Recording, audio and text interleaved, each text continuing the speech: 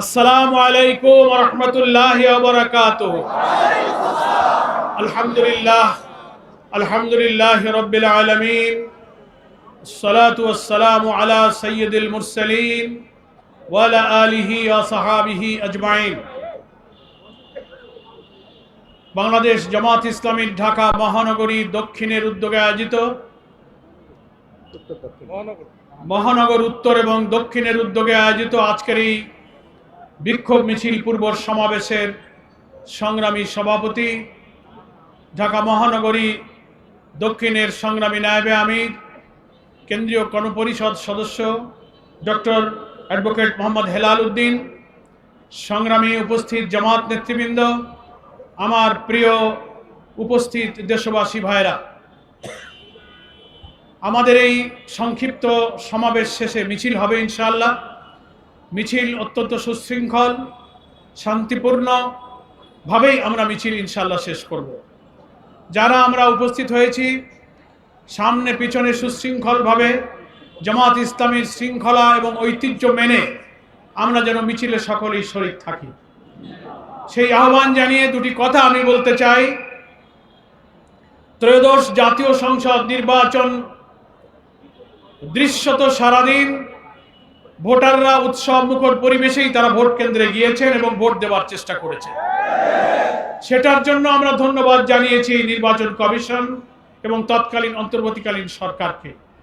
কিন্তু দুঃখ, বেদনা এবং রহস্যের জন্ম দিয়েছে ভোট গ্রহণ পর্ব শেষ হওয়ার পর, যখন ভোট গণনা, রেজাল্ট শিট তৈরি করা, ফলাফল ঘোষণা, প্রতিটি পর্বে পর্বে ইলেকশনের ইঞ্জিনিয়ারিং করা হয়েছে। অতীতের নির্বাচনের চেয়ে এবারের নির্বাচনের ইঞ্জিনিয়ারিং এবং কারচুপির ধরনটাই ছিল একদম আলাদা। ওনারা ভেবেছিলেন জনগণ, ভোটাররা হয়তো বুঝতে পারবে না, ভোটাররা তো ভোট কেন্দ্রে গেল, ভোট তো দিল, কিন্তু কামটা কখন সারা যায়, দক্ষ ইঞ্জিনিয়াররা সেই ইঞ্জিনিয়ারিংটা ঠিক মতোই করেছে। তা না হলে এর কি জবাব আছে যে রাত 9:30 10টা পর্যন্ত সারা দেশ থেকে ফলাফল আসতে থাকলো। 11 দলীয়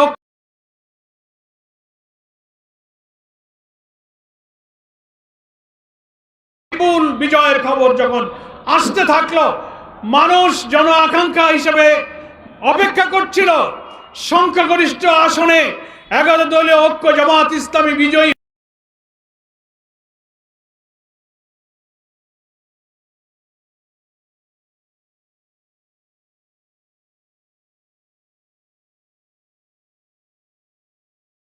বন্ধ করে দেয়া হলো। বন্ধ করা হলো কেন? দীর্ঘ সময় বন্ধ করে দিয়ে এর মাঝখানে কি ইঞ্জিনিয়ারিং, কি হচ্ছে তৈরি করা হয়েছে, আর জামাত ইসলামী 11 দলীয় ঐক্যের বিজয়, সব অল্প অল্প ভোটের ব্যবধানে তাদেরকে পরাজিত দেখানো হতে লাগলো। এটা বড় ইঞ্জিনিয়ারিং। সাংবাদিকরা প্রশ্ন করেছিলেন আমাদের আমিরে জামাত, আজকে জাতীয় সংসদের বিরোধী দলীয় নেতা ডক্টর শফিকুর রহমান এমপির কাছে, যে আপনারা যে ইলেকশন ইঞ্জিনিয়ারিং এর কথা বলেন, কারা ইঞ্জিনিয়ারিং করেছিল? আমিরে জামাত জবাব দিয়েছিলেন বিদেশি সাংবাদিককে, সরাসরি প্রমাণ ছাড়া তো তার জবাব দেওয়া কঠিন। তবে অতীতে দেখা যায় যারা এই অপরাধ করে, যারা কারচুপি ইঞ্জিনিয়ারিং এ জড়িত থাকে, কোনো না কোনো ভাবে ওই যে আমি কলা খাইনি একটা গল্প আছে না, তাদের মুখ থেকেই একসময় বেরিয়ে যাবে। এইটা আমিরে জামাত কিছুদিন আগে বলেছেন, শুনেছেন আপনারা তো? আলহামদুলিল্লাহ, একজন রাজসাক্ষীর বক্তব্যে সোশ্যাল মিডিয়াতে এসে গেছে। জামাত ইসলামীকে শুধু দায়ী করলে হবে না। রিজওয়ানা হাসান, সম্মানের সাথে আপনাকে বলতে চাই, আপনি সাবেক অন্তর্বর্তীকালীন সরকারের উপদেষ্টা ছিলেন, আপনি আপনার বক্তব্যের অডিওটা, ভিডিওটা আপনি বারবার দেখুন। আপনি কি বলেছেন? আপনি তার প্রতিবাদ এবং চারিদিকে যখন বিক্ষুব্ধ সমালোচনা, অভিযোগ, তদন্তের দাবি উঠল, আপনি সেটাকে ব্যাখ্যা দেওয়ার চেষ্টা করেছেন সোশ্যাল মিডিয়াতে, যে না, আমি এটা কোনো রাজনৈতিক দলকে মিন করিনি, আমি উগ্রবাদদেরকে মিন করেছি। আপনার কথাই আপনি আবার ধরা পড়ে যাচ্ছেন। আপনি আবার সাংবাদিকের প্রশ্নের জবাবে, প্রশ্ন করা হচ্ছে নারী অধিকার, নারীর ক্ষমতা, নারীর মর্যাদার প্রশ্নে যখন আপনি উত্তর দিচ্ছেন, সাংবাদিক বলছে তাদের একটা অংশ তো বিরোধী দলে আছে। বিরোধী দল শব্দটা উনি উল্লেখ করেছেন। আপনি বলছেন বিরোধী দলে যদি তারা থেকেও থাকে তাদেরকে আমরা মেইন স্ট্রিমে আসতে দেইনি। What do you mean by this type of comment? বিরোধী দল তো আর উগ্রবাদীদের মধ্যে নাই, কি বলেন? কোন উগ্রবাদী চরমপন্থীরা পার্লামেন্টে নাই। যারা রাজনৈতিক দল হিসেবে নির্বাচনে অংশ নিয়েছে সকলেই নির্বাচন কমিশনের নিবন্ধিত রাজনৈতিক দল। ইসলাম কোন উগ্রবাদ, কোন চরমপন্থাকে সমর্থন করে না। আপনি সাক্ষাৎকারে মিন করতে চেয়েছেন ইসলামী রাজনীতি যারা করে, নারীর ক্ষমতায়ন মর্যাদার ব্যাপারে আপনি তাদেরকে দোষী করতে চেয়েছেন যে তারা সে অধিকার চায় না। না, বরং আপনারা নারীবাদী হওয়ার দাবি করে যা বলেন তার চেয়ে হাজারো লক্ষ গুণ নারীর মর্যাদা ইসলাম দিয়েছে। জামাত ইসলামী সহ ইসলামী দল, ব্যক্তিত্ব, স্কলার, মহান আল্লাহ তাআলা কোরআন মজিদে আমাদের নারীদের যে অধিকার এবং সম্মানের কথা বলেছেন, প্রিয় নবী মুহাম্মদ মুস্তাফা সাল্লাল্লাহু আলাইহি ওয়াসাল্লাম হাদিস শরীফের মধ্যে বিদায় হজের ঐতিহাসিক ভাষণে নারীদের যে মর্যাদার কথা বলেছেন, আপনাদের কোন সিডো, কোন আন্তর্জাতিক সংস্থা আমাদের মায়েদের এই মর্যাদা, আপনাদের কোন দর্শন, কোন তত্ত্ব, কোন সংস্থা তা নিশ্চিত করতে পারেনি। ফলে আপনারা বারবার কোন প্রসঙ্গ আসলে নারীর অধিকারের প্রশ্নে আপনি ইসলামপন্থীদের উপর চাপাবার চেষ্টা করেন। আপনার এই ভুল প্রচেষ্টা, এই অপরিণামদর্শী প্রচেষ্টা থেকে আপনাকে আমরা বিরত থাকতে অনুরোধ করছি।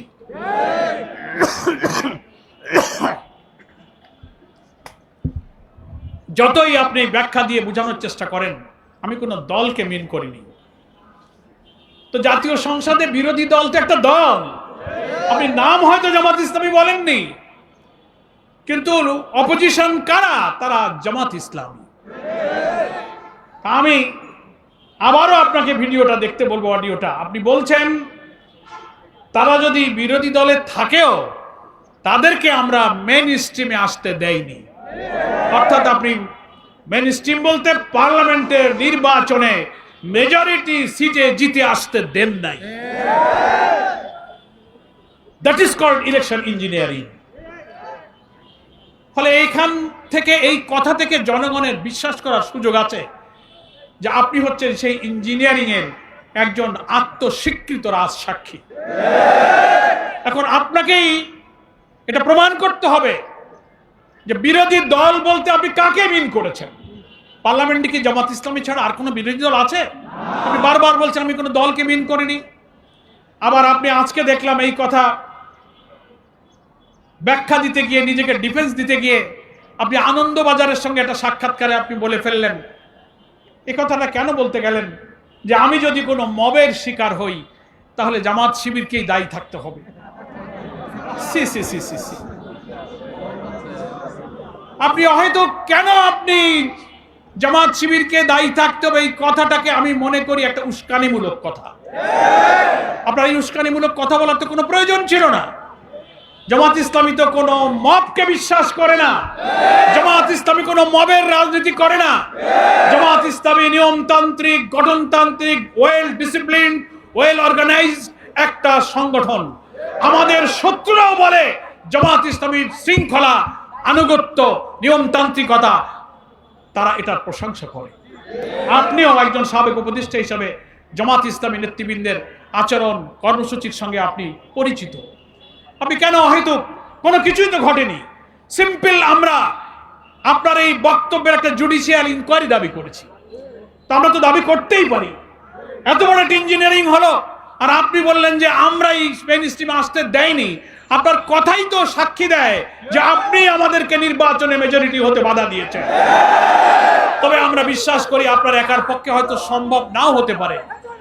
এত ইঞ্জিনিয়ারিং এর সঙ্গে এত বড় একটা মাস্টার প্ল্যান যারা করেছেন, আপনার সঙ্গে আর কে কে ছিলেন দয়া করে তার নামগুলো প্রকাশ করুন। লন্ডন কনস্পিরেসির হোতা হিসেবে যাকে দেশের মানুষ মনে করে ডক্টর খলিলুর রহমান, যিনি ইন্টারিম গভর্নমেন্টের সিকিউরিটি অ্যাডভাইজার ছিলেন। বাংলাদেশের অন্তর্বর্তীকালীন নির্দলীয় সরকারগুলোর একটা ট্র্যাডিশন আছে, একটা প্রথা, একটা ঐতিহ্য, একটা রেওয়াজ আছে যে যারা নির্দলীয় সরকারের উপদেষ্টা থাকেন একেবারেই ইমিডিয়েট তার পরের নির্বাচিত কোনো সরকারে, কোনো পলিটিক্যাল গভর্নমেন্টে তারা সাধারণত যোগদান করেন না, কেউ করেনি।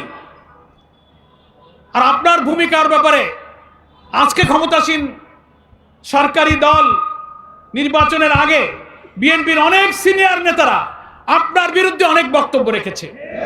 আপনার ষড়যন্ত্র, নির্বাচনকে নিরপেক্ষ না করা, দেশের বিরুদ্ধে নানান ষড়যন্ত্রের ব্যাপারে বিএনপির অনেক সিনিয়র নেতারা যারা আজকে মন্ত্রিসভায় আছেন, সেই ভিডিও অডিও এখন অনলাইনে ভাইরাল আছে। তারা আপনার ব্যাপারে বক্তব্য রেখেছেন, আপনাকে অন্তর্বর্তীকালীন সরকারের উপদেষ্টা থেকে অব্যাহতির জন্য দাবি করেছেন। তাদেরই সরকারে আপনি যোগ দিলেন, শুধু ইচ্ছা করে যোগ দেন নাই। নিশ্চয়ই সরকারের যারা আছেন, ডিপ স্টেটে যারা ছিলেন, those who are policy maker, যারা পলিসি মেকিং করেন, তারাই পছন্দ করে আপনাকে পিক আপ করে আপনাকে আবার ক্যাবিনেটে নিয়ে আসছে। তার অর্থ হলো যে এখানে আসবার আগে যখন আপনি অন্তর্বর্তীকালীন সরকারের উপদেষ্টা হিসেবে দায়িত্ব পালন করছিলেন, আজকে যারা সরকার গঠন করেছেন ওই দলের যথেষ্ট উপকার আপনি ওই সময়ও করেছেন। আপনার খেদমত, আপনার উপকার, নির্বাচনে বিজয়ী করা, সরকারে আনার ব্যাপারে আপনার সার্ভিসে তারা এত সন্তুষ্ট হয়েছে যে আপনার পরে সমস্ত রাগ দুঃখ ভুলে আপনাকে এখন পররাষ্ট্রমন্ত্রী। এটা একটা উপহার আপনি পেয়েছেন। তো এটা তো জাতি বুঝতে পারে যে ইঞ্জিনিয়ারিং এর সাথে আপনি একজন গুরুত্বপূর্ণ দায়িত্ব পালন করেছেন। আরো আছে, আস্তে আস্তে বলে ঠাকুর ঘরে কে রে, আমি কলা খাইনি। তো অনেক সময় ঠাকুর ঘরের লোকেরা এরকম হঠাৎ কেউ কেউ বলে উঠবে, না আমি কলা খাইনি। তো অন্তত দুজন তো পাওয়া গেল। আর যদি আপনাদের সহযোগী কেউ থাকে তাদের নামটা প্রকাশ করুন। আমরা বর্তমান সরকারের দৃষ্টিতে আনতে চাই, এই বক্তব্যটাকে পরীক্ষা করা হোক। রাজনৈতিক বিশ্লেষক, যারা চিন্তাশীল, যারা সিভিল সোসাইটি আছেন, এখন নীরব কেন? আপনি এই কথার ব্যাখ্যা দেন। বিরোধী দলে থাকলেও তাদেরকে আমরা মেইন স্ট্রিমে আসতে দেয়নি, এই কথার অর্থ কি? সমাজের সুশীলদের কাছে ব্যাখ্যা চাই। রাম বাম সেজে বাংলাদেশকে আমাদের জাতিসত্তা থেকে বিচ্ছিন্ন করার জন্য আন্তর্জাতিক চক্রের সিন্ডিকেট হয়ে যারা কাজ করেন, তারাই এই বক্তব্যের ব্যাখ্যা দেবে। আমাদের ব্যাখ্যা যদি ভুল হয় আপনারাই সঠিক ব্যাখ্যা দিন যে বিরোধী দলে পার্লামেন্টে কারা আছে জামাত ইসলামী ছাড়া। হয় যেন রিজওয়ানা চৌধুরী হতে পারে, তিনি যদি অন্তরের দিক থেকে সিনসিয়ার থাকেন, অপরাধ না করে থাকেন, তাহলে তিনি অকপটে তার এই বক্তব্যের ভুল স্বীকার করতে পারেন যে আমি আমার কথা ভুল বলেছি। যতক্ষণ তা না বলবেন ততক্ষণ দেশবাসীর বিশ্বাস করার যৌক্তিক কারণ আছে যে আপনি জামাত ইসলামীকে বিরোধী দল থেকে সরকারি দলে আসার পথে আপনারাই বাধা দিয়েছেন। জনগণ মনে করেছিল সংখ্যাগরিষ্ঠ আসনে জামাত ইসলামী 11 দল জিতবে, 168-70-এর উপরে আমরা আসন পাবো। আপনারা প্ল্যান করে সেটাকে 100-র নিচে থামিয়ে দেওয়ার চেষ্টা করেছেন। রাত 10টার পরে কেন সম্প্রচার আপনি বন্ধ করলেন? ভোট গণনায় মেকানিজম করা হয়েছে, 100-200 ব্যালটের বান্ডিল করা হয়েছে, দাঁড়িপাল্লা বান্ডিলের ভিতরে উপরে ধানের শীষের বান্ডিল দিয়ে 200 ধরে গুনে দেওয়া হয়েছে। রেজাল্ট শিটে টেম্পারিং করা হয়েছে, কাটাছেঁড়া করা হয়েছে। এজেন্ট যারা নির্বাচনে গিয়েছে, বহু প্রিজাইডিং অফিসার সন্ধ্যায় ভোট গণনার আগে তাদেরকে বলেছেন, আমাকে নিজেরা তারা বলেছেন যে সন্ধ্যায় হয়ে বিকালে ব্যস্ত হয়ে যাব, তুমি এখনই এই ফর্মে সই করে রাখো। গণনা এবং ফলাফলের আগেই বহু এজেন্টের কাছ থেকে স্বাক্ষর দিয়ে রাখা হয়েছে। তারপরে ঘোষণা, মিডিয়া, গণনা, পদে পদে আপনাদের মতো অত ইঞ্জিনিয়ারিং ব্রেন তো আল্লাহ আমাদের দেয় নাই। সমাজের এত কুকর্ম, এত ষড়যন্ত্র, জাতির আত্মঘাতী কাজ করার অভ্যাস আমাদের নেই। যাদের আছে তারা এই ইঞ্জিনিয়ারিং এর সাথে আর কারা কারা এর সাথে যুক্ত, দয়া করে আপনারা তাদের নাম প্রকাশ করুন। সংগ্রামী দেশবাসীর কাছে আমাদের এই আবেদন থাকলো, আমরা সন্ত্রাস, সহিংসতা, সংঘাত, বিশৃঙ্খলা, রাজনৈতিক অস্থিতিশীলতা চাই না। আমরা মাননীয় প্রধানমন্ত্রী আমাদেরকে বলেছেন, মন্ত্রী পরিষদের সদস্যরা আমাদেরকে বলেছেন যে আমরা অতীতের রাজনৈতিক ব্যাড প্র্যাকটিসগুলো ভুলে রাজনীতিতে পরমত সহিষ্ণুতা, নিয়মতান্ত্রিকতা, বিরোধী দল এবং সরকারি দল সহযোগিতা সহমর্মিতার ভিত্তিতে এই দেশটা গড়তে জুলাইয়ের চেতনা, জুলাইয়ের আন্দোলন, জনগণের আকাঙ্ক্ষা, এক সাগর রক্তের মূল্য দিতে আমরা দেশপ্রেমিক হয়ে হাতে হাত ধরে দেশটাকে আমরা গড়তে চাই। তবে আমাদের আমিরে জামাত বলেছেন আমরা দেশ পরিচালনায়, রাষ্ট্র পরিচালনায় সরকারকে সব ধরনের সহযোগিতা করব, প্রোভাইডেড আমরা সকল অন্যায়ের বিরুদ্ধে প্রতিবাদ করব, সকল অসত্য, ষড়যন্ত্র, রাষ্ট্র জাতিদ্রোহী ঘটনার প্রতিবাদ আমরা করব, ন্যায় কাজের সহযোগিতা করব, অন্যায়ের প্রতিবাদ করব। তাওয়ানু আলাল বিররি ওয়াত তাকওয়া ওয়ালা তাআনু আলাল ইসমি ওয়াল উদওয়ান। আমরা ভালো কাজে সাহায্য করব, মন্দ কাজে আমরা বাধা দিব। সাবেক একজন উপদেষ্টা যে কাজটা করেছেন, যে কথা বলেছেন, এই কথা মিন করে যে আপনি একটা মন্দ কাজের সাথে যুক্ত ছিলেন, তাই আমরা তার প্রতিবাদ করছি। আপনি আমাদেরকে মবের শিকার হবেন এরকম আশঙ্কা কেন করেন? এটা তো এক ধরনের উস্কানি আপনি দিয়েছেন। আপনার ওয়ারিড হওয়ার কিছু নেই। নিয়মতান্ত্রিক ভাবে আমরা এটার জুডিশিয়াল বিচার বিভাগ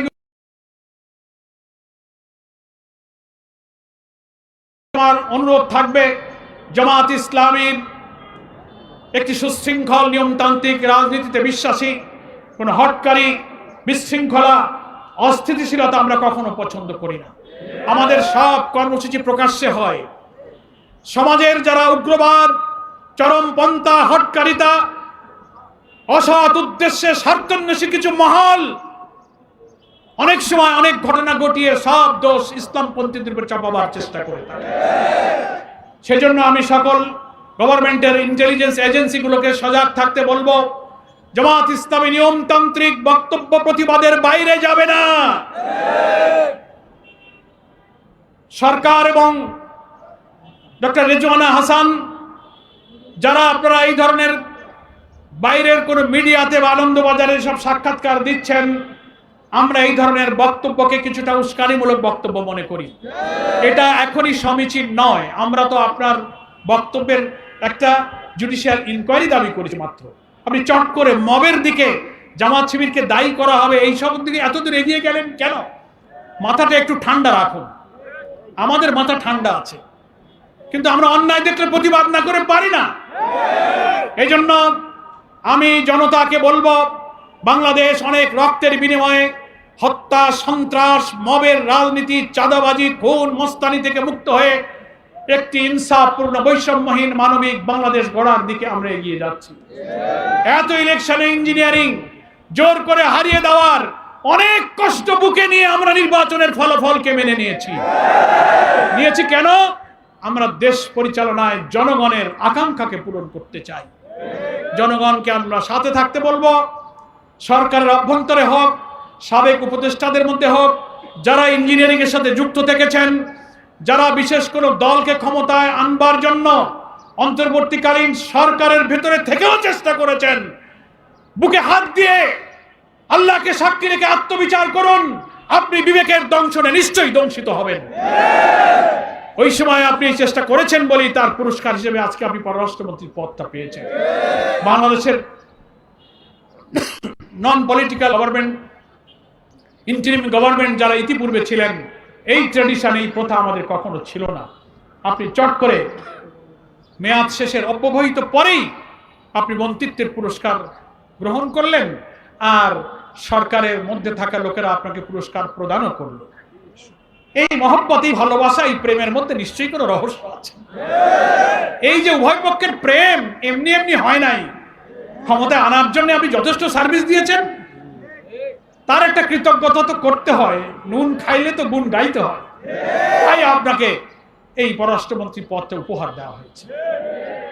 ফলে আপনারও বেজার হওয়ার কিছু নাই। আমরা সত্য কথাই বলছি। কেন আপনি বেজার হবেন? আপনাদের জন্য আমাদের মায়া লাগে, দয়া লাগে, দোয়াও করি যে আপনারা সুস্থ থাকেন, দেশ জাতির জন্য কল্যাণকর কিছু করেন। জামাত ইসলামের প্রতি কোনো অপবাদ দেবেন না, ভুল ধারণা করবেন না। অহেতুক আশঙ্কা করবেন না। প্রচলিত ধারণায় এক শ্রেণীর পশ্চিমা এবং পাশ্চাত্য মিডিয়ার এবং টকশোজীবীরা, পেইড জার্নালিস্ট যারা কিছু আছেন, অহেতুক জামাত শিবিরের বিরুদ্ধে যেসব বক্তব্য রাখেন, তারা গুপ্ত, তারা রক কাটা, তারা অমক তমক, এর কোনো প্রমাণ বাংলাদেশে নাই। আমাদের মানবিক বাংলাদেশ গড়ার অভিযান ঠেকাতে না পেরে আপনারা বহু চেষ্টা করেছেন, বহু অভিযোগ করেছেন। 5টি পাবলিক বিশ্ববিদ্যালয়ের ছাত্রদের নির্বাচনেও তাদেরকেও আপনারা গুপ্ত আর রক্ষাটা বলে ঠেকাবার চেষ্টা করেছেন। কোন অপপ্রচার ঠেকাতে পারে নাই, জাতীয় নির্বাচনও ঠেকাতে পারেন নাই। দেশবাসী কোটি কোটি ভোট দিয়ে প্রমাণ করেছে আপনাদের সব অপপ্রচার হচ্ছে মিথ্যা, গুজব, রাজনৈতিক উদ্দেশ্য প্রণোদিত। ফলে এই মিথ্যাচার অপপ্রচারের সর্বনাশা অপরিণামদর্শী পথ থেকে আপনি ফিরে আসুন। এসে নির্বাচনের এই ইঞ্জিনিয়ারিং এর সাথে আর কারা জড়িত ছিল, সাহস থাকলে নাম প্রকাশ করুন। বিচার বিভাগের সাথে যারা আছেন, আমি জামাত ইসলামীর পক্ষ থেকে তাদের কাছে দৃষ্টি আকর্ষণ করব, একটা জুডিশিয়াল ইনকোয়ারির ব্যাপারে আপনারা পদক্ষেপ গ্রহণ করুন।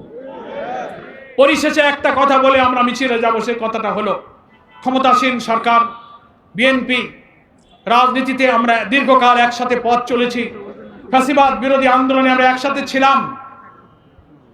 জুলাইয়ের যে চেতনা, গণতন্ত্রের যে চেতনা, একটা নির্বাচিত সরকারের কাজই হলো আপনি জনপ্রতিনিধি যারা নির্বাচিত তাদেরকে দিয়ে আপনি দেশ চালাবেন।